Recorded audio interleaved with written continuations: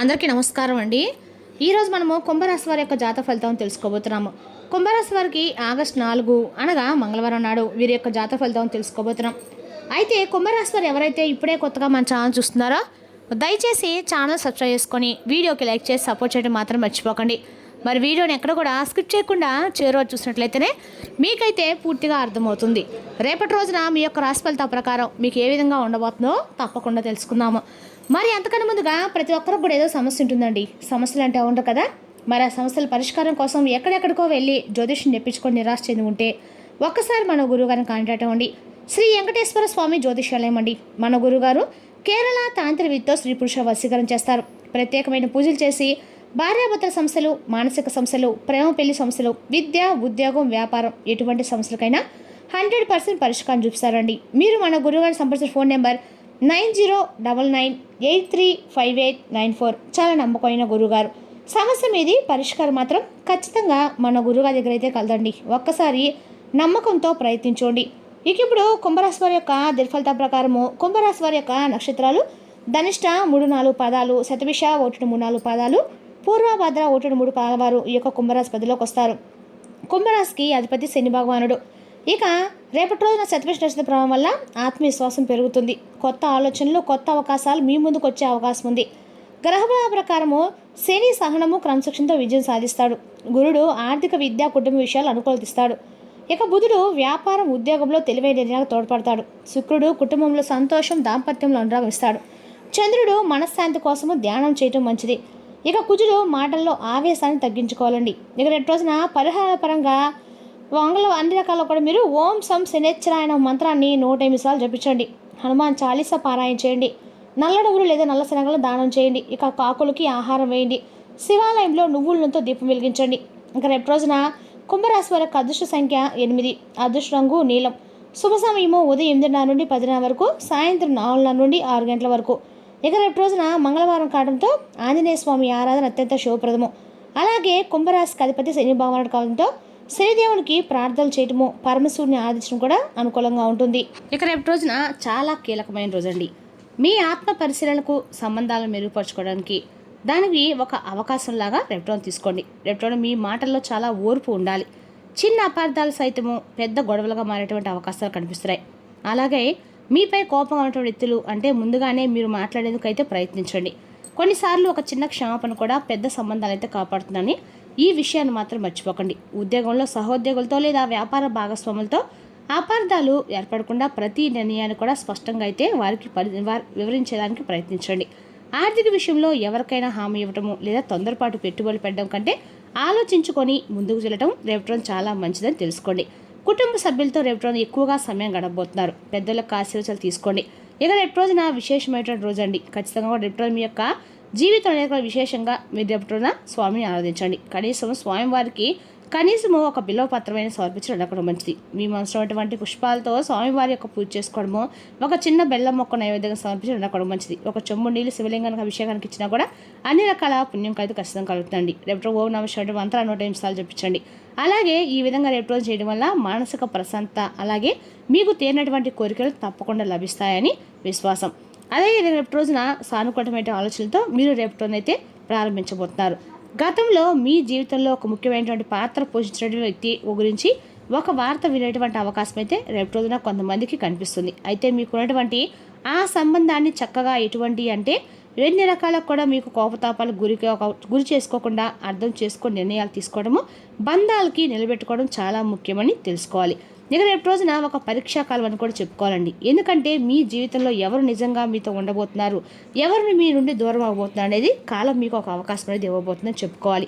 ఈ కష్ట సమయంలో మీకు అండగా నిలిచేవారిని తప్పకుండా మీరు మర్చిపోకుండా గౌరవించండి. కాలం చాలా ప్రశ్నలకు సమాధానం అయితే చెప్తుందండి. కాబట్టి కొంచెం ఓర్పుగా ఉండండి. ఎవరైతే మీ నుండి దూరం అవుతున్నారో ఆ వ్యక్తుల గురించి పెద్దగా పట్టించుకోకండి. ఎందుకంటే మీకు ఎవరైతే దగ్గర అనుకున్న వారు, ఎవరైతే మీ మంచి మేలు కోరుకునేటువంటి వ్యక్తులు ఉంటారో వారిని భగవంతుడు ఎప్పుడు కూడా మీ నుండి దూరం చేయరు. ఎవరైతే మీకు కొంచెం హాని తలపెట్టే విధంగా లేదా మిమ్మల్ని నాశనం చేసే విధంగా ఉంటారో అలాంటి వారు రేపు రోజున అన్ని రకాలకు కూడా మీకు అంటే రేపు రోజున మీ మనసుకి కనిపించినా కానీ భగవంతుడు మీకు అన్నా కూడా మేలనైతే చేయబోతుందని చెప్పుకోవాలి. అటువంటి రేపటి రోజున అటువంటి బంధాలు దూరం అవుతాయి. అంటే మీరు పెద్దగా పట్టించుకోకుండా మనసును గాయపరుచుకోకుండా జాగ్రత్తగా ఉండండి. అదేవిధంగా రేపు రోజు మీకు అందకాలం కూడా అంటే మీ యొక్క జీవితం శ్రద్ధ వహించాలి. సరైనటువంటి నిద్ర సమయానికి ఆహారము మానసిక ప్రశాంత అవసరము. కాబట్టి కోపము ఆందోళనకి పూర్తిగా రేపు దూరంగా ఉండండి.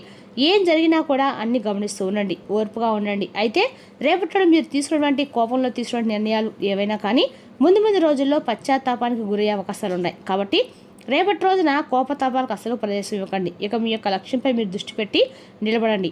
అలాగే ఇతరుల యొక్క పరిస్థితుల గురించి మీరు పెద్దగా ఆలోచించకుండా ముందు మీ యొక్క గురించి, మీ కుటుంబం గురించి ఆలోచించండి. మీ ఆత్మవిశ్వాసాన్ని మీరు ఎక్కడా కూడా కోల్పోనవసరం అయితే లేదండి. ప్రతి అనుభవము మీ జీవితానికి ఒక పాఠం అనేది మరింత నేర్పిస్తే గుర్తుపెట్టుకోండి. అయితే రేపటి రోజున ఒక విషయం మాత్రం మరింత ఎక్కువగా మీరు దీన్ని పట్టించుకోవాలండి. జీవితంలో ప్రతి వ్యక్తి మనతో శాశ్వతంగా ఉండరు. కొంతమంది మనకు ఏదో ఒక పాఠం అయితే నేర్పించడానికి మన జీవితంలోకి అయితే వస్తారు. ఇక మరికొందరు అయితే మన విజయాలు చూసి అసూయతో మన నుండి వారే ఆటోమేటిక్గా దూరం అయిపోతూ ఉంటారు.